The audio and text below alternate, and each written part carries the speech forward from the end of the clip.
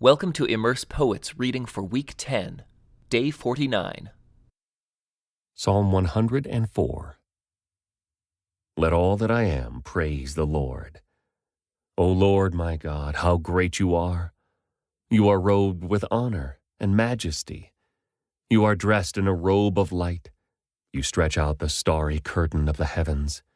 You lay out the rafters of your home in the rain clouds. You make the clouds your chariot. You ride upon the wings of the wind. The winds are your messengers.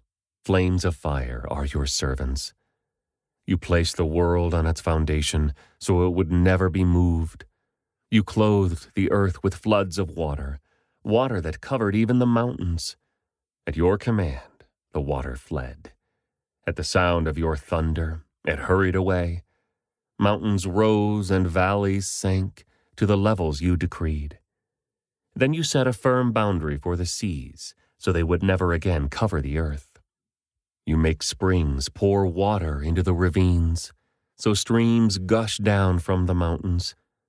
They provide water for all the animals, and the wild donkeys quench their thirst. The birds nest beside the streams and sing among the branches of the trees.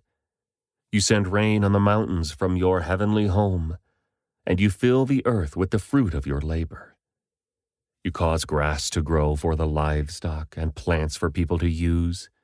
You allow them to produce food from the earth, wine to make them glad, olive oil to soothe their skin, and bread to give them strength. The trees of the Lord are well cared for, the cedars of Lebanon that he planted. There the birds make their nests, and the storks make their homes in the cypresses. High in the mountains live the wild goats, and the rocks form a refuge for the hyraxes. You made the moon to mark the seasons, and the sun knows when to set. You send the darkness, and it becomes night, when all the forest animals prowl about. Then the young lions roar for their prey, stalking the food provided by God. At dawn, they slink back into their dens to rest. Then people go off to their work, where they labor until evening. O Lord, what a variety of things you have made! In wisdom you have made them all. The earth is full of your creatures. Here is the ocean, vast and wide, teeming with life of every kind, both large and small. See the ships sailing along, and Leviathan, which you made to play in the sea. They all depend on you, to give them food as they need it. When you supply it, they gather it. You open your hand to feed them, and they are richly satisfied. But if you turn away from them, they panic. When you take away their breath, they die and turn again to dust. When you give them your breath, life is created, and you renew the face of the earth. May the glory of the Lord continue forever. The Lord takes pleasure in all he has made. The earth trembles at his glance. The mountains smoke at his touch. I will sing to the Lord as long as I live. I will praise my God to my last breath. May all my thoughts be pleasing to him, for I rejoice in the Lord. Let all sinners vanish from the face of the earth. Let the wicked disappear forever. Let all that I am praise the Lord. Praise the Lord.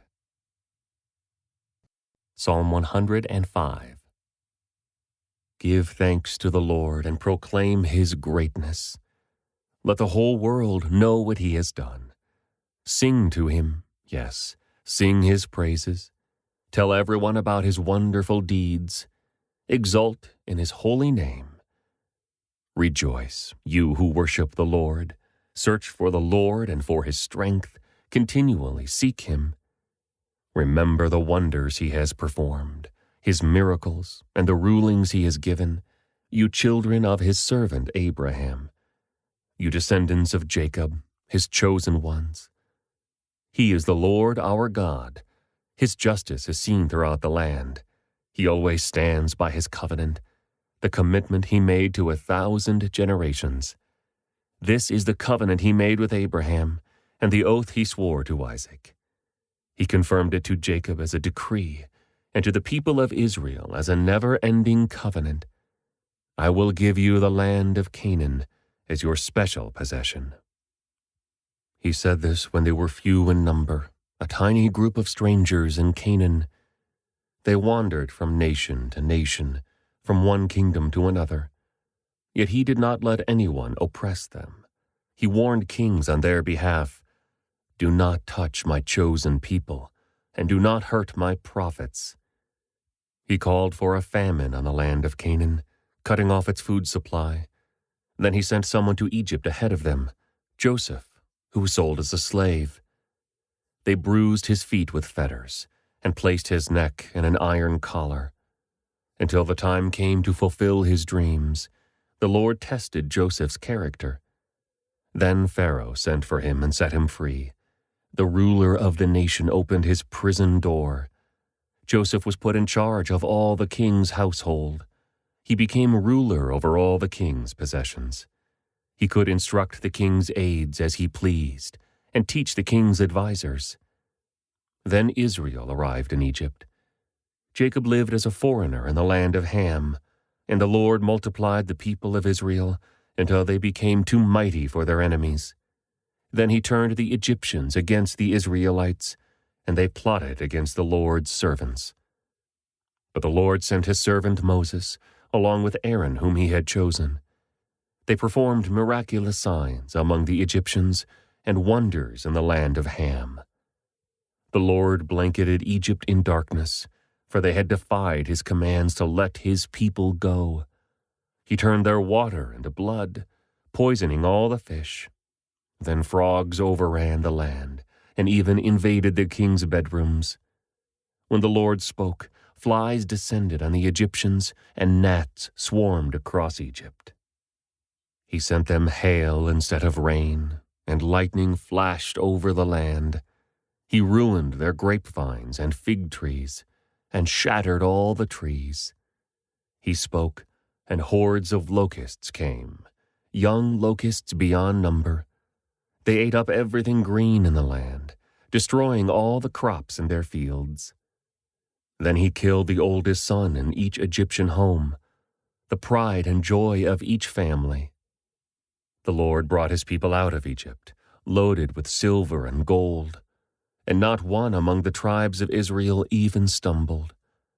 Egypt was glad when they were gone, for they feared them greatly. The Lord spread a cloud above them as a covering, and gave them a great fire to light the darkness. They asked for meat, and he sent them quail. He satisfied their hunger with manna, bread from heaven.